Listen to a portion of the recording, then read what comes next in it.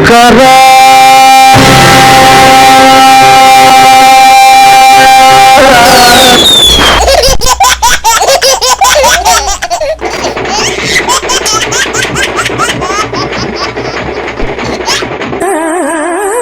ಒಂದು ಅಮ್ಮನ್ನ ತುಂಬಾ ಇಷ್ಟಪಟ್ಟಿದ್ದೆ.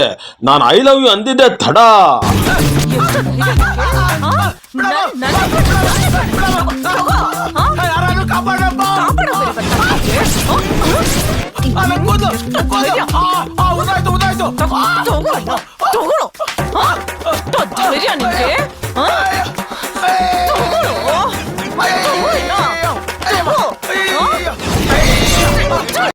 ನಾಯಿ ಹೊಡೆದಂಗ್ ಬಿಟ್ಲು ಕಣೋ.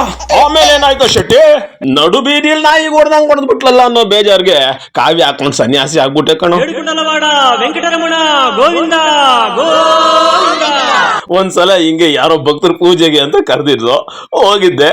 ಅಲ್ಲೇನಾಯ್ತು ಗೊತ್ತಾ,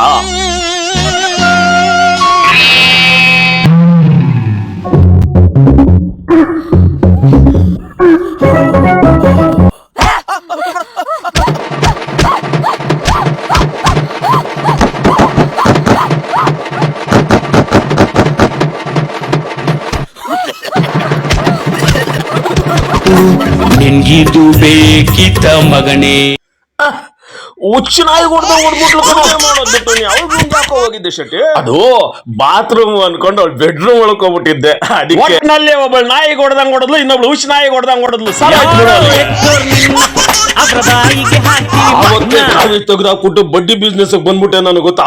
ಒಟ್ನಲ್ಲಿ ನಿನಗೆ ಹುಡುಗಿರ್ ಯೋಗ ಇಲ್ಲ ಬಿಡೋ ಶೆಟ್ಟಿ. ಹೂ ಕಣೋ, ನನ್ನ ಹಣೆ ಬರನೇ ಸರಿ ಇಲ್ಲ. ಆದ್ರೂ ದಿನ ರಾತ್ರಿ ನನ್ನ ಕನ್ಸಲ್ಲಿ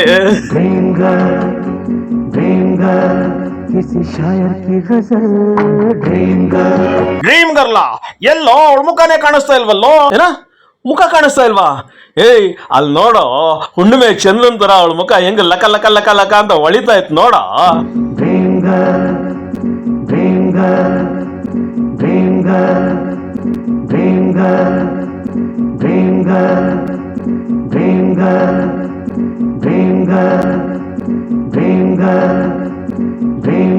ಹೆಂಗೆ ಸರಿ? ಆ ಹುಡುಗ ಯಾರು? ಯಾವ ಹುಡುಗನೋ? ಅದೇ ಅಲ್ಲಿ ಹಾಡ ಹೇಳ್ತಿದ್ನಲ್ಲ.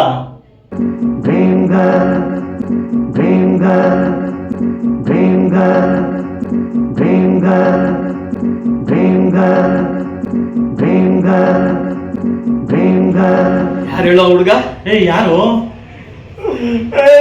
ನಾನೇ ಕಣೋ.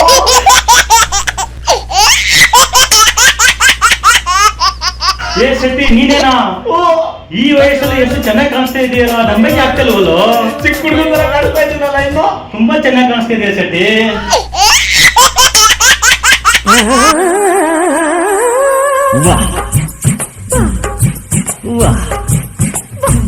ಅದು ಸರಿನಪ್ಪ. ನಿಮ್ ಡ್ರೀಮ್ ಗರ್ಲ್ ವಿಷಯ ಗೊತ್ತಾದ್ರೆ ಅವ್ರ ಅಣ್ಣ ಮಚ್ಚ ತಗೊಂಡು ಬರ್ತಾನೆ ಗೊತ್ತಾ?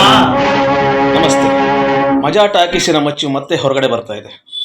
ಕನ್ನಡ ನಾಡಿನ ಪ್ರತಿ ಮನಗಳಲ್ಲಿ ನಗುವಿನ ಅರಮನೆಯನ್ನು ಕಟ್ಟಿ ಶಾಶ್ವತವಾಗಿ ಅಲ್ಲಿ ನೆಲೆಸಿ ಮನರಂಜನೆಯನ್ನು ಕೊಡ್ತಾ ಇರೋ ಸೃಜನ್ ಅಂಡ್ ಟೀಮ್ಗೆ ನಮ್ಮ ಮಸ್ತ್ ಮಜಾ ಕಿರುಚಿತ್ರ ತಂಡದಿಂದ ಸ್ವಾಗತ ಸುಸ್ವಾಗತ.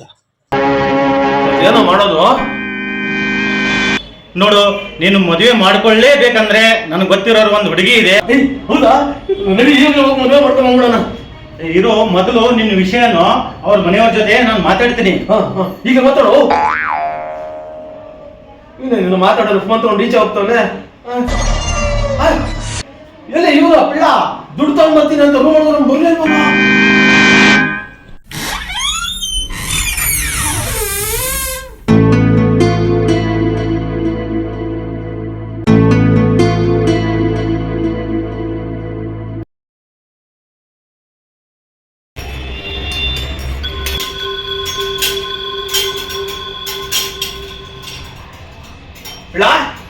ಇಲ್ಲ ದುಡ್ಡು ತಗೊಂಡ್ಬರ್ತೀನಿ ಅಂತ ಬಂದು ಅಡುಗೆ ಮನೆಗೆ ಹೋಗ್ಬಿಟ್ಟು